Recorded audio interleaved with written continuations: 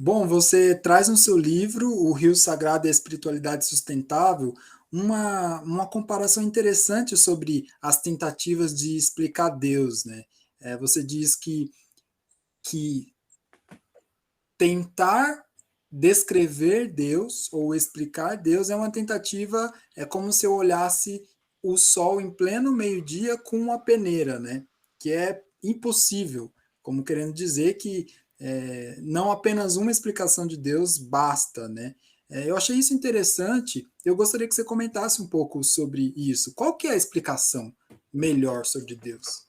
É sempre interessante manter a perspectiva de que quando, quando surge uma explicação sobre Deus, surge a partir de uma necessidade, surge a partir de um conflito, a partir de uma geografia, a partir de uma cultura, a partir de uma tradição, a partir de uma família. Uhum, Então, as explicações de Deus, elas são todas elas humanas. uhum, Então, é uma produção humana. O ser humano, dentro das suas necessidades emocionais, psicológicas, relacionais, de escassez. Então, é natural do ser humano buscar construir teodiceias, né? Ou seja, justificativas espirituais ou justificativas religiosas para poder fazer frente em relação àquela anomia, aquela situação de doença, aquela situação de desencanto.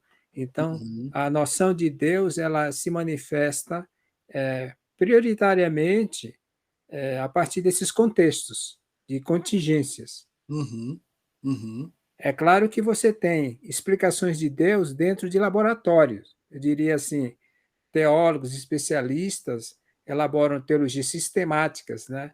Eles sistematizam os credos, as noções de Deus ao longo da história, né?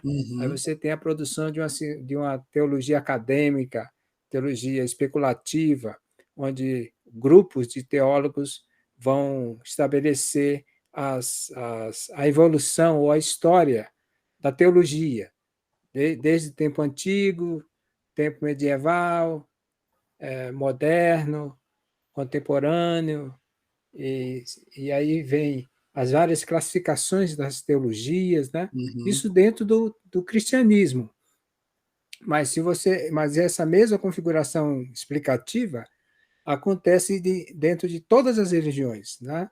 Porque todas elas sim, têm essa necessidade de explicar, né? uhum, O sim, muçulmano precisa explicar, justificar, por exemplo, o seu sacrifício numa guerra, né? Lembrando do sunita, por exemplo, que é uma, uma, um ramo do islamismo, faz parte do DNA do Islã, sunita e xiita, né? O sunita que é mais ligado ao texto sagrado, a, a Sharia, né? Então, eles têm, na sua explicação teológico-escatológica, que quando um soldado tomba aqui na Terra, ele entra no paraíso com várias virgens, com rios de uhum, leite, rios de vinho. Então, uhum, você tem o ser humano dentro de suas contingências, necessidades, conveniências, etc., sempre produzindo teologia, né? uhum, sim, Produzindo explicações. É claro que você tem teologia prática, teologia lato sensu e teologia acadêmica, stricto sensu, né? uhum. Agora me parece que no seu livro, O Rio Sagrado e a Espiritualidade Sustentável, ah, você transforma as explicações, você dilui as explicações sobre Deus dentro de um rio, né? Dentro de um curso de água onde nós todos seríamos os peixes, né? Os peixinhos, os peixes maiores, nadando nesse mesmo rio e se preocupa menos em dizer que a sua explicação sobre Deus, que me parece que a explicação cristã, seja a mais correta ou ou a melhor, etc. Né? Eu acho isso muito interessante. É a essência do seu livro que você carrega nas suas experiências, nas suas vivências. E me explica um pouco por que o rio e por que o rio sagrado. né? E como que se explica o divino nadando nesse rio? Tá. Primeiro, eu gostaria só de chamar a atenção de que o rio que é tomado como rio sagrado é o Rio Amazonas. Uhum, Então, eu estou, de maneira subliminar, chamando a atenção para uma questão da crise do meio ambiente no Brasil, né? Então, eu quero que o leitor tenha em mente, enquanto estiver lendo sobre algo abstrato, algo que remete ao sobrenatural, é que uhum, esse sobrenatural brote do natural, né? Há interessante. um problema sério no Brasil com a questão da fauna, da flora, há uma questão de crise hídrica muito séria no Brasil e no mundo. Então, o livro quer chamar essa atenção também de fundo, né? O pano de fundo. E outra questão que eu quero também, como eu disse lá atrás, é que a noção de sagrado que eu trabalho no livro, ele não é um sagrado, um objeto intocável, algo que é cercado por tabu, que não pode entrar, não pode abrir, como essa perspectiva tradicional do termo. Mas o sagrado é vida que buliça, é vida que tem lugar comum, cotidiano, né? Uhum, Uma criança brincando é uma situação sagrada, um passarinho, um João de Barro fazendo a sua casinha é um epifenômeno, né? É uma manifestação do sagrado.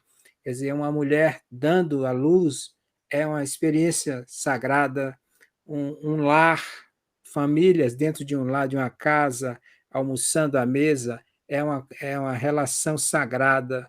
uhum, Um homem é, é, trabalhando a terra, plantando, é uma relação sagrada. Então, eu quero chamar a atenção para uma noção de sagrado concreta, né?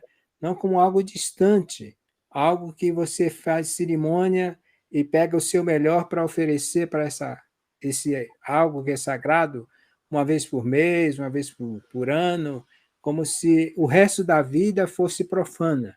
Eu tento desarticular um pouco essa separação de profano e sagrado.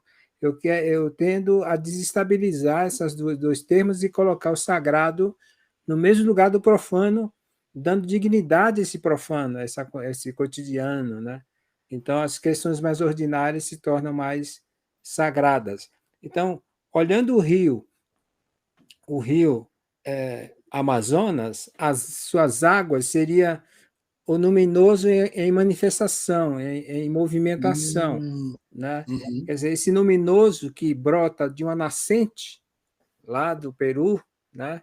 É, esse luminoso se alimenta de várias águas no seu curso de quase, me parece, 5.000 metros, 5.000 quilômetros, né?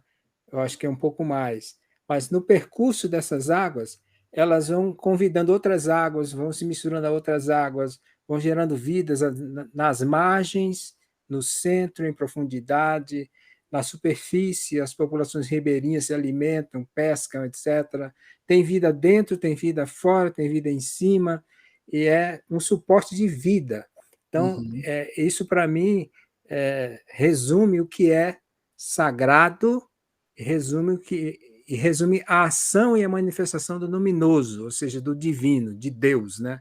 Então, Deus se manifesta nesse fluxo, não apenas o rio, mas o rio que corre no vento também, esse rio que corre na terra, esse rio que tem um sulco que é profundo, que carrega peixes, que, enfim, tem multiformas de vida que dependem desse rio. Esse rio sagrado, esse rio luminoso, que é a origem da vida.